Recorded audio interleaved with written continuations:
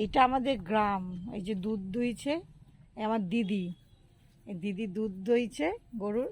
দুধ নিয়ে যাব, আজ বড় ঠাকুরের বার। দিদির কাছ থেকে দুধ নিয়ে গিয়ে বড় ঠাকুরের ওখানে সিন্নি দেব। আর এই যে আমাদের পুরো গ্রাম, আমাদের গ্রামটা খুব সুন্দর, চারিদিকে একদম সবুজ। এরকম সবুজ তো দেখাই যায় না এখনকার দিনে। এই মেঠো পথ, এই সামনে পুকুর, কুমড়ো গাছ, এদিকে নারকেল গাছ। এই যে এত সুন্দর আমাদের এই গ্রাম, মানে অপূর্ব, চারিদিক একদম সবুজে সবুজ।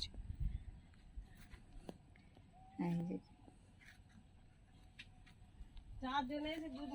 ও সবাইকে দেবো, কিন্তু আমি টাইম দিতে পারবো না।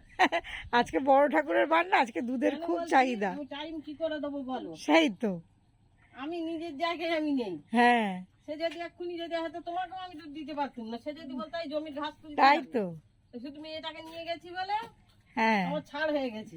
এই ঠাকুরের ইচ্ছা না থাকলে কিচ্ছু হয় না, সবই তারই ইচ্ছা। সব তার ইচ্ছা। আমরা যেভাবে নিয়ে যাচ্ছি হ্যাঁ, আমি সেইভাবে যাচ্ছি। আমরা যতই আউমাউ করি না কেন, চেষ্টার বাদে কিছু নেই। তাই তো, সে আমাকে খেলাবে তবে তো আমরা খেলবো। হ্যাঁ।